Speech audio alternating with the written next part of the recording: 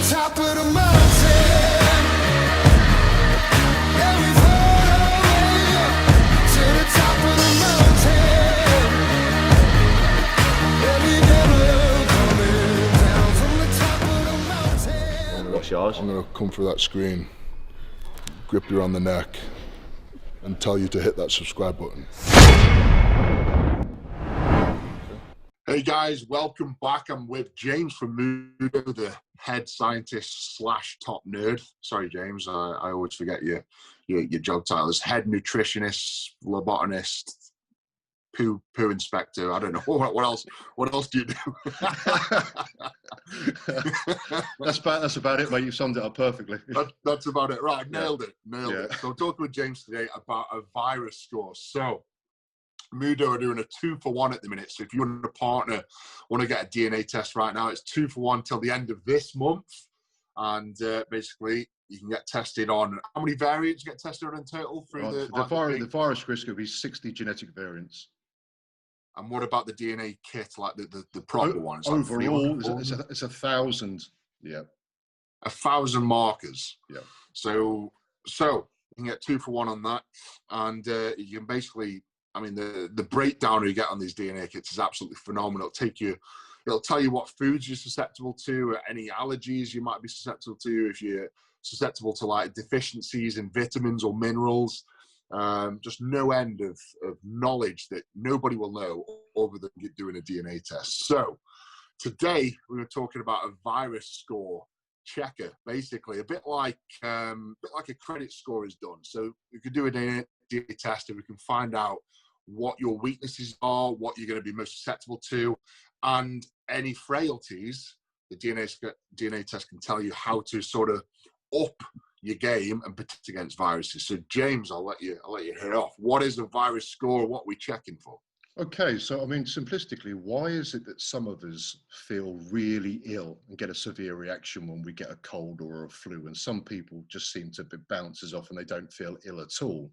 Now, obviously, that's going to be down to our individual immune response because it's all completely different to all of us. But how do you actually know what your virus risk is actually going to be? Now, as you mentioned, Ed, in relation to most people should know how their credit score gets calculated. So there's different areas, your credit history, your income, your outgoings, as to whether you're on the electoral roll. So all of these areas that will feed into an algorithm, then it will gurgitate out and tell you how good your credit rating is. So if we can apply the same methodology to how the immune system works, because there'll be lots of areas that will feed into how strong or weak the immune system is, and then basically how effective you are at fighting off any horrible little bugs and viruses. So Ed, today, hopefully, well, not hopefully, we've just launched the last 2 weeks the world's first virus risk score. So it's a bit of a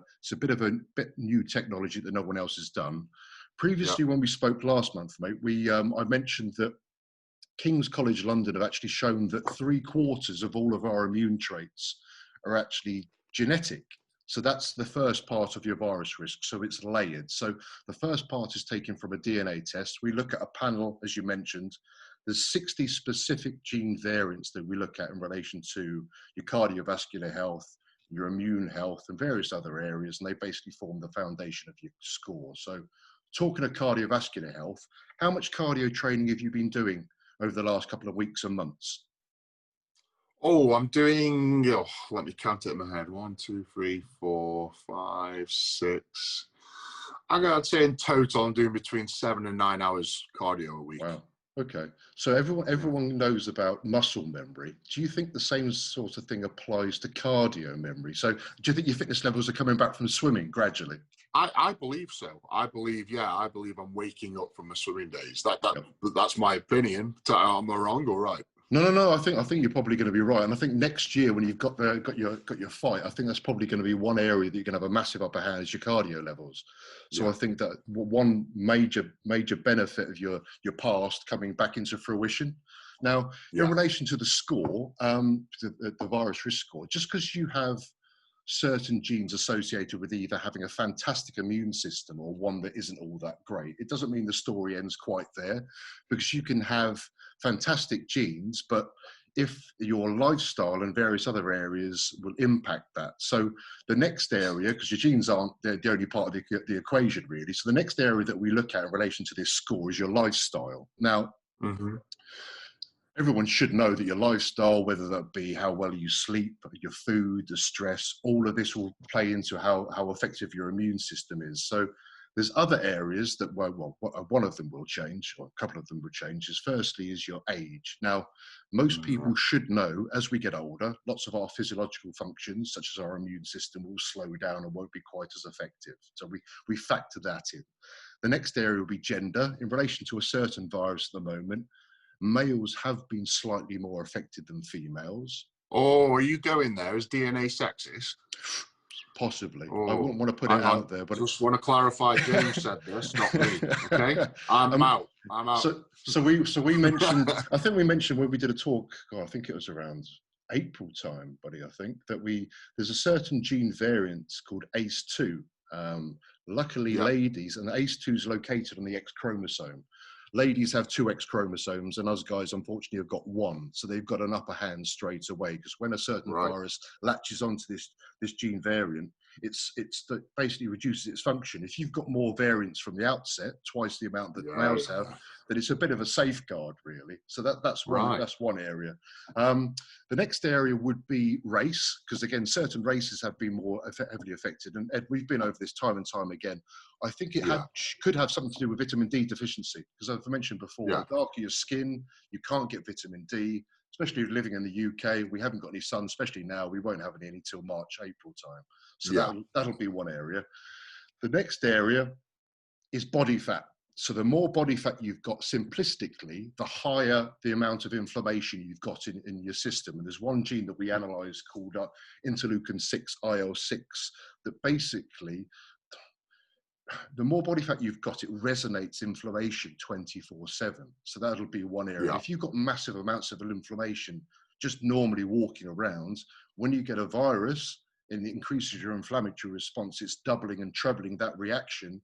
It's not going to, you're not going to bode well for certain people. Now, the last area that we look at through the Muhdo app, we can actually pick up your geolocation and see what your pollution area, because there's hundreds of thousands of geolocated pollution trackers all around the world. So we can pick up the nearest to you and figure out what's the pollution generally in your area, okay? Yeah. So what I'm saying is that we need to look at nature, so your genes, and nurture. So if you could have fantastic genes, but if your diet and your lifestyle and your environment aren't all that great, then you've got to remember, all of this will play into this big biological soup bowl, otherwise known as you. So we need to factor all those areas in. So I'm hoping this is making sense so far. Now, what we can't do with the tracker is to legislate you actually picking up a virus. So when you're down at the shops, we can't legislate for you actually contracting a virus. But what we can do is provide quite a clear and concise account of how your genes, your lifestyle, your pollution levels are all affecting your immune system. Okay. Right.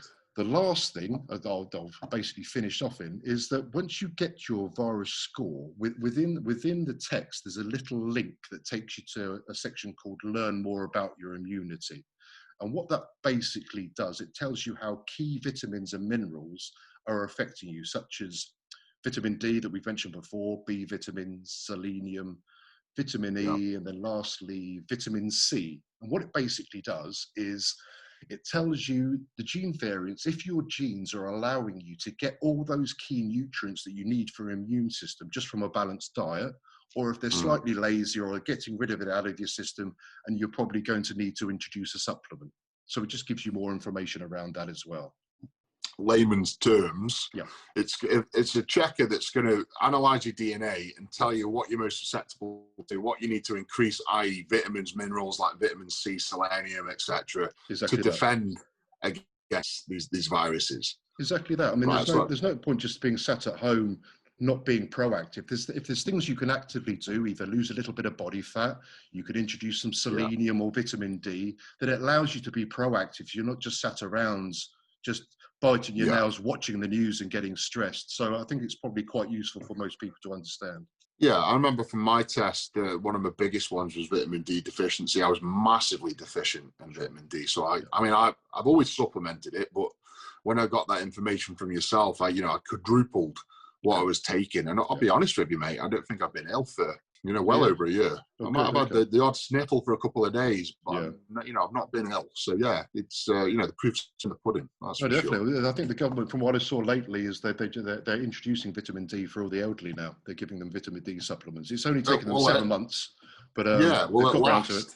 I don't know. Rather than working on vaccines, they should have been working on diet and nutrition for people, really, shouldn't they? They should have done. Defend it that way. But exactly. go. But I hope everyone's fully understood. If they need any more advice or tips or just some general information, they can email me at james@muhdo, and I'm happy to get back to people. Cool. Well, thank you, James. And is the on-call doctor still available? That's still available. That's an add-on. So if you want to buy a kit, you can add that. You can add that option in there as well. So anyone out there that's got any troubles, you buy a kit, and then there's an add-on for a 24/7 doctor. So you don't have to go to the GP. I've used it myself, so it's a fantastic app. Right, James. Well, thank you very much for that insight on the virus check. It's 2 for 1 right now. I'll put the link in the bio, so you can just click on below. Right, so I think that wraps everything up. Thank you for speaking with us, James, and everyone else. Please like the video, subscribe to the channel, and keep your eyes peeled for more Muhdo insights in the future. But for now, take care. Big love, the beast.